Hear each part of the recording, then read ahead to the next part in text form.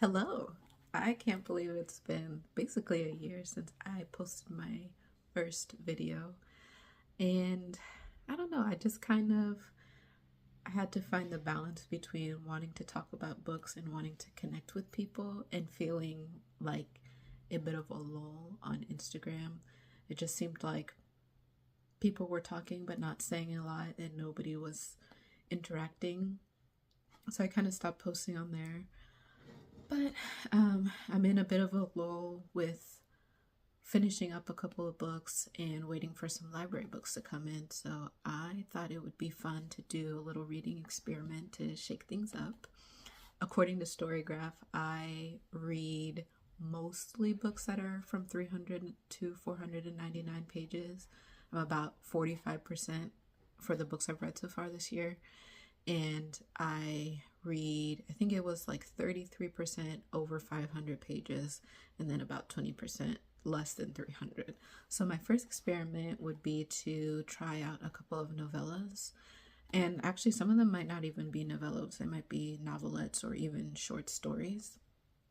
But I just think it would be interesting to see if I have a good reading experience, if there's a lot of if they have common themes, or if it's just nice to not read a book for like 10 plus days.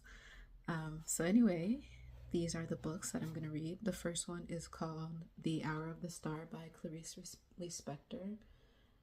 This is translated from the Portuguese. She was a Brazilian author whose family had Ukrainian and Jewish ancestry, if I remember correctly. So I read Clarice Lispector before. I read her collected works, which was a very big collection of short stories, and it took me a while to get through, but I remember enjoying it because I do often like when women are characters and it really focuses on their interior life or their domestic existence, and is able to express abstract concepts or mundane concepts in a precise way. It's like it's very particular, but also kind of seems a little bit abstract and kind of commonplace. And I don't know, I just find it fascinating because I'm, on a journey to figure out how to express myself and how to articulate how I feel after I've read a book. So, yeah, I've enjoyed Clarice's writing in the past and I want to try it again. So that's the first one. The next I have Days at the Morisaki Bookshop. I've seen this going around, the bookish community, but I haven't actually seen what people think of it yet. So I'm curious if I'll like it. I've never read this author before. It's translated from the Japanese, and I have to say I'm kind of skeptical about how I'll do with this one because I don't really get along that great with cozy slice of life self-help Japanese like fiction. I read two last year. One was The Full Moon Coffee Shop and the other was Goodnight Tokyo, and I think maybe they are just too short for me and they're a little episodic and bounce around between a few different characters, so it's hard for me to feel super connected to these lives that are in the center of such a big city like Tokyo or Kyoto or wherever it takes place. And it kind of just felt too like maybe too random for it to feel like impactful and compelling and something that really like moved my heart. But on the other hand, I loved the Netflix adaptation of what's it called? The Midnight Diner. I thought that was such a good show. It was it used food to show the power of memory and community, and it did feel like it did a good job of bringing in a cast of characters who created their own community, who supported each other, who had their own little space in a huge city like Tokyo. I think it was in Tokyo. And so I look back on that series fondly, and I wish that I could find a book that kind of evokes that for me. So we'll see how I do with this book. And then finally, I'm going to try Ormeshadow. I've never read anything by this author, Priya Sharma, but the description kind of reminds me of The Buried Giant by Kazuo Ishiguro. I read that a few years ago, and I just remember it was like an older set of parents whose son went missing, and they went around town looking for him, but it had this very folkloric, fairy tale, misty atmosphere to it that I remember liking, even though I don't remember the details too well by now. And this one, I think it takes place in the UK, and it talks about this man who ends up like relegated or stranded in a farm, and it's in an area where there's rumors to be this like buried sleeping dragon. So I'm curious if I'll find any similarities with what I can remember from The Buried Giant. So I'll check back in as I read through these books. See you later. Okay, so I think I forgot to say what The Hour of the Star is about. It's actually Lispector's last work before her death, and it's basically about a girl called Masabea, who is a typist and lives in the slums of Rio. So the introduction was by Colm Toybin, and I actually don't, when I was younger, I didn't really read introductions. I just wanted to get straight into the story. But more and more, I've had a bit of an appreciation for them, because even though sometimes it feels like they spoil what happens later in the story because they're talking about a theme or an important character or an important scene, I think sometimes it helps ground me in what to expect, because otherwise I might have a completely different understanding of the story, which I don't think is a problem. I really do think that people have their own meaning that they take away from it, and then there might be like a larger meaning in the world of literature, or a larger meaning that the author had when they wrote the book. So I thought it was interesting that in the introduction we learned that even though the woman in the story is very poor, the story is not necessarily about poverty. It's just an exploration of a woman and her life. The narrator is very obtrusive. He's very self-conscious, and he jumps into the story a lot. And it actually kind of reminded me of The Obscene Bird of Night by Jose Donoso. I read that maybe last year or 2 years ago, and I actually think it's from the same publisher, New Directions. In that book, the narrator often jumped into the lives of other characters, and kind of, it's like that character put on masks, or that narrator put on masks. And so at one moment you'll be reading it and thinking you're in a particular perspective, and then all of a sudden it seems like the narrator has assumed a different role or a different being, and it kind of made it a little bit confusing. And here as well, I think the narrator is trying to become the girl and put himself in her shoes, and when he's not doing that, he's just having musings. He's talking about writing and his plans for writing and how his story is going to be. And it actually kind of reminds me of when I'm writing. I might have a particular idea that I want to try to flesh out, but then my week is so busy with work and with chores and things like that, that I don't have time to sit down and actually write. So when I go to this writing group on Saturday mornings, I have, on the one hand, part of me that really just wants to journal and catch up with, personal experiences and things like that. And on the other hand, I want to finally dive into this idea. And it all comes out at once, mixing together. So on the one hand, I'll try to do something creative and fiction, and then on the other hand, I'm inserting myself and talking about how I feel or something I wondered. So I do think it's kind of funny.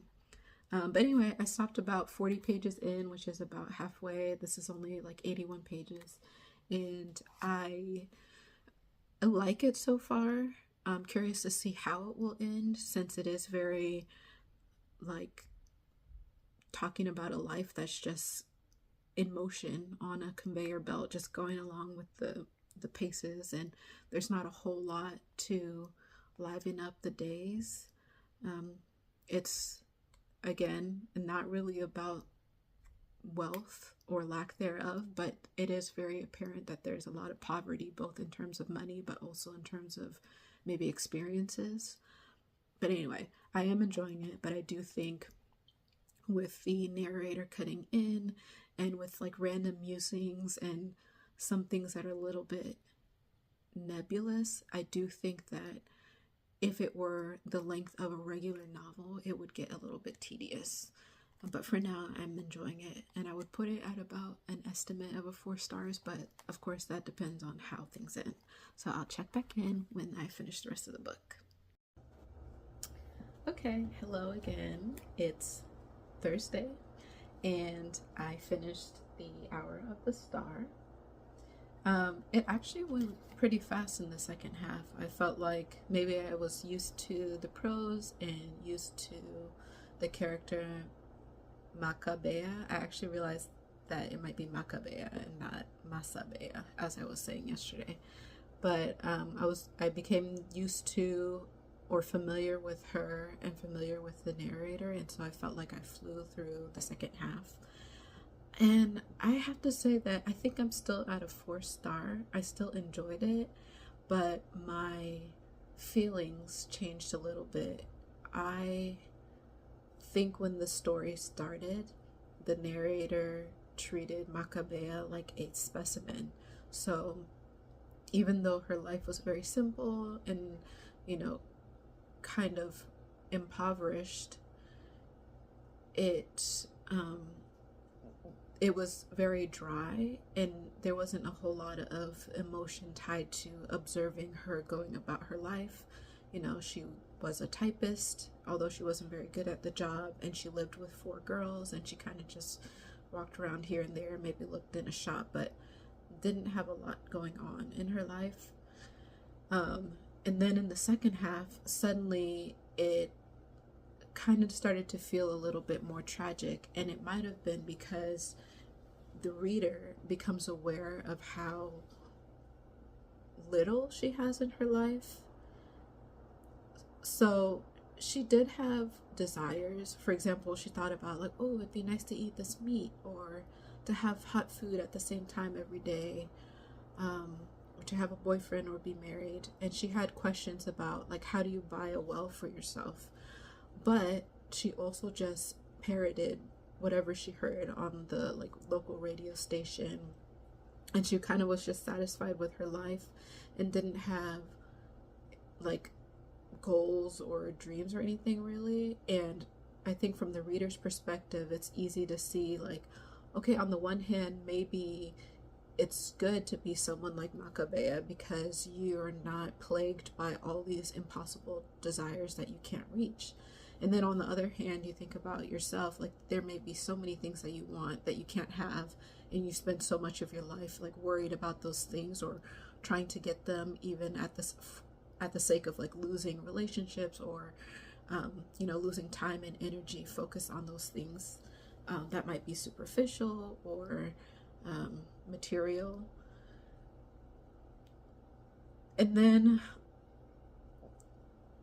the narrator continued to confound me because he had an obsession with Macabea, this character that he wanted to tell a story about, and he, in a phrase, he claimed to love her character, and the reason he wrote the story seemed to be the sense of duty to telling the truth of her life. But at the same time, it seemed like he absolved himself of any responsibility, because he just said, oh, even though I'm very here and present in my narrative, at the same time, I'm not here. I'm just like transmitting the truth. It's beyond me. And I mean, I don't know if he felt true responsibility for her. Would that mean that he had to reveal every detail of her life, no matter how sad and tragic and empty it was? Or should he have added a little bit more to it? And since he inserted himself so much within the text, should he have expressed his wishes for her, and been more supportive? I don't really know how to express the weird place the narrator had in the story. But anyway, I don't know, it's such a short read, but I do kind of wonder if this is something that's going to continue to stay on my mind, and I'm going to keep coming back and chewing. Yeah, that was definitely not what I would have expected, just being like, oh, let me pick up a little novella or short story and see what it's about. So yeah, that definitely surprised me, but I did enjoy it, and I do think it's worth reading. And I do think I have a couple more of Lispector's work on my shelf, so I definitely would like to read something else by her again soon.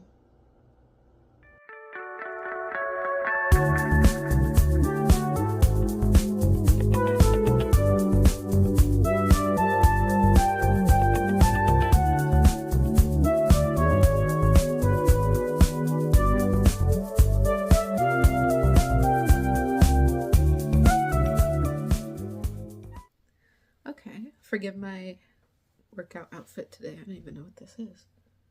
Nope, it's not a warrant. What the heck? Anyway, I don't remember if I shared what Days at the Morisaki Bookshop is about. It's about this woman named Takako who is dating someone from her company when all of a sudden he dumps her, and she kind of slips into a funk after the breakup.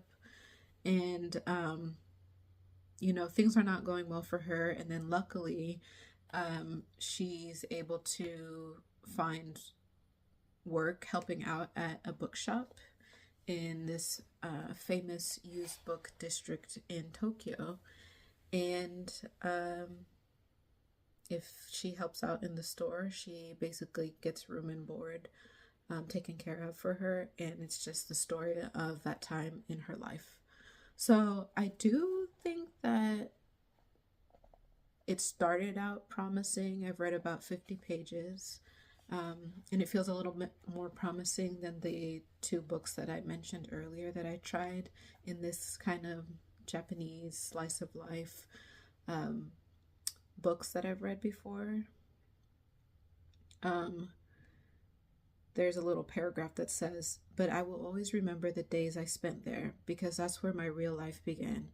And I know without a doubt that if not for those days, the rest of my life would have been bland, monotonous, and lonely." And I thought that that was promising, because I thought that perhaps there's a chance that this story will be able to evoke more emotion in such a short amount of time and make me really feel for the characters and for like the life that she's been able to find and dig for herself in a corner of this huge city. So I'm hoping that that's the case. I will say though that as a person who enjoys having like a nice little tea or like a little snack when she's reading, I feel like there's a lost opportunity where there's not a whole lot of descriptions of food or drinks and things like that, which would have just been cool imagery to add to this idea of reading, but of course it's not necessary. And the other thing I was thinking about is, since I'm reading this as like kind of a group experiment, I wanted to see if there's any connections between the books that I choose for these types of videos, and comparing it to The Hour of the Star. You know, it centers a young woman who's basically a transplant. So they both are from different cities in their countries of birth, and they've moved to a larger metropolis to continue their lives and their careers. So I wonder if any of that, like migration, transplantation, will play a bigger role in this story. And I also think that they are in similar places in their life where they're kind of just going through the motions. And here Takako calls it an adequate life. You know, she just went to the office. She only knew that person that she was dating really, and some of her coworkers, but she didn't have many connections in the big city. And Makabea in The Hour of the Star was the same way. She had a few acquaintances at her work. She lived with a few girls, and then she, you know, had like a love interest. And otherwise, her life was very simple, and kind of the same from day to day.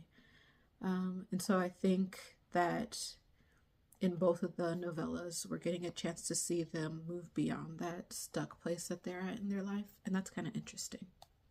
But anyway, I'll check back in when I finish. Hey y'all, I'm checking in again because I finished reading Days at the Morisaki Bookshop. And I thought it was really interesting that I could make a connection to The Hour of the Star. They were both about loneliness and identity, in the sense of deciding who you want to be and how you want to live your life. And I think there are obviously completely different stories, but in both of them, two young women are finding their agency, and instead of letting life happen to them, they are deciding to live more fully, doing the things that they want to do. So I think it was really fun that the random selection of novellas so far do have a current of themes that connect them to each other. So I think that I do like this book better than the two other examples of Japanese cozy slice of life books that I read before. And those were, again, The Full Moon Coffee Shop and Goodnight Tokyo. And one reason I think I like this better, maybe because it's centered around books and a bookshop and how stories like connect people and bring them together, that is a little bit more relatable and valuable and interesting to me than astrology, which was part of Full Moon Coffee Shop, and looking for loquats and other like interesting, unique livelihoods that people had in Goodnight Tokyo. So I think this is about a 3.75 stars for me, somewhere around there, 3.5, 3.75. Now, that being said, I do think that this book could have ended around 100 pages. The last third wasn't as much to my liking as the first two parts. And that's because it focused on someone who had gone missing in Takako's life. And how do I say this? I think it's interesting that there are stories in which someone who has disappeared is a major part, because maybe that's saying something about the lives people lead that have so much responsibility and just a lot of pressure that people want to get away from. So I think it's interesting, like that was also something that happened in Goodnight Tokyo. So it's interesting that this is showing up more than once. I just find that in both cases, it was less about how it hurt people that were left behind and more about focusing on the mystery and the uniqueness of somebody leaving. Like, oh, why did they go? Where did they go? What were they up to this entire time? And less about, shirking their obligations and, just leaving their relationships in the dust and like never saying sorry for it, never atoning for it, and things like that. And I don't want to say that I don't have compassion for people. Like, I understand that feeling of wanting to have a break from life, wanting to, take a break from responsibilities and just be free for a little bit. Like, I think everybody gets that. I just think it's the framing of it and the way that it was explored. I don't think it was satisfying into what those reasons were. But again, I feel like I do have compassion for the hard things in life that lead people to want to go and take a break and run off and stuff like that. I don't know. Maybe again, it's that the book is too short to really fully flesh out this type of stuff. So, yeah, I could have done without that last third. And with that being said, again, I did enjoy it, and I do think I liked it the most out of this type of book, this genre of book. But I don't know if I feel the need to read like the next installment in this Morisaki bookshop.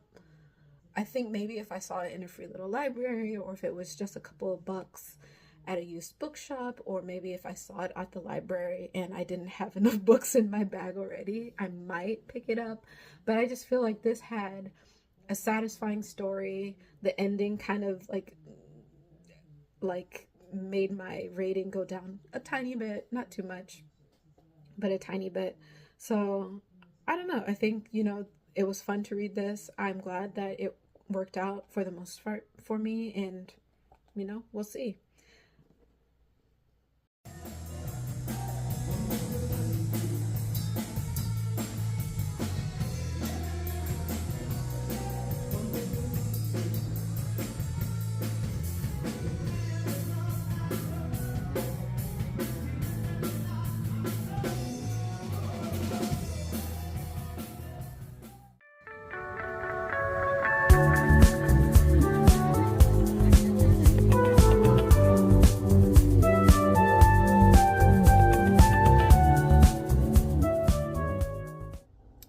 Hi everyone. So I started the first third of Ormeshadow by Priya Sharma.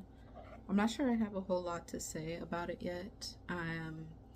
So far it feels like a very distant, cold toned fairy tale that kind of has references to the landscape. It feels very ancient. So far I'm seeing themes of legacy and mortality, and also very oblique commentaries about different lifestyles. So for example, the city versus life in the countryside, or debates about law and justice at that time in England. um, I I feel like it's kind of a slow start for me, and I can't tell what direction it's heading. I'm not sure if I really like it yet. And especially the section that I ended off at was kind of upsetting because it had some animal injury and animal death. So I just feel like that put me in a bad mood. So we'll see what tomorrow brings, but I feel like this is a little bit of an iffy read to end this vlog on. Okay, so we are finally at the last clip of this vlog. I just finished reading Ormeshadow by Priya Sharma, and to go into a little bit more detail into what it's about. Basically, there's a young kid named Gideon who's about maybe 6 or 8 years old when the book starts, and his mom and dad lived in Bath in the UK, and I think one of Gideon's father's colleagues made a move at Gideon's mom, and so Gideon's dad resigned to save face, maybe to prevent any issues. But without a job, they couldn't continue living there, and they went to this place called Ormsleep, which was a farm in Ormeshadow, where Gideon's uncle lived. And basically they have to adjust to life on the farm. And so in a way it's a coming of age, and all the novellas that I read in this little vlog have been comings of age in a way. Although in the first two, the women were, in adulthood already, but they were still young and they still had a lot of things to learn and a lot of ways to grow. Whereas here, Gideon's a boy, and, his coming of age hit him at a much younger way with a much harsher reality. So this book definitely has a very dark, cold, distant tone, but it still has a fairy tale element in the way that the landscape is described, in the way that there's some like eerie elements, in the idea that, you know, in the myth that there's a dragon that is under the landscape that has been there for centuries, and somehow this family, Gideon's family, has a connection to it over all the years. And so there's that rumor within the town, but nobody knows if it's really true, and there's kind of this blind faith that something happened with the dragon. I have complicated feelings about it, because on the one hand I feel like it was well done, and I feel like rereading this at a slower pace might make me appreciate the atmosphere a little bit more than I did here. In this case, I just felt like all of the characters' actions made me so mad. They were upsetting, and it kind of reinforced like the harshness of life. I think a character said in the book that there's no good or bad, it's just how things are. And that's definitely what it felt like. But despite that, there's like a lot of maybe poverty on display. There's a lot of violence, either of nature or of humans, which could be partly because of the poverty and all the work that needs to be done to maintain a farm. But also jealousy in terms of like interpersonal relationships, and the possibility of inheriting something of extreme value. So yeah, I think just maybe that it was so bleak and that nobody seemed good kind of upset me, and maybe decreased my enjoyment of the book a little bit. But I can't deny that it was really well done. And I think it's still cool that even though all of the books that I read for this project were extremely different, that there's these linking elements, like, you know, family, even like distant family or not your immediate nuclear family, and migration to different places and having to start a new life in a different place, you know, a love of books and learning. Yeah, so it's interesting. I think this was cool. Again, I liked being able to read books within a couple of days rather than like 10 days or a couple of weeks or a month, depending on what giant tome I'm trying to get through. So I think it was fun to have a change of pace and to feel like I'm a quick reader, even though I'm not. And I liked sampling a wide variety of like genres and tones. But I started, I think, with my favorite, which ended up being The Hour of the Star. Then Days at the Morisaki Bookshop was good, and this one was good as well. But I just think, oh, it just really, wow, it was just, yeah, bleak, like I said. So I hope you all enjoyed that little ramble experiment that I did. I might try to pick another category to find some grouping of books and see what happens next time. So if you liked this, please like and subscribe. And before you dive back into your book, is there anything that you can do for your neighbor or for a family member or for your community that would be kind or impactful, you know, or just good for the world? Anyway, I hope you have a good day.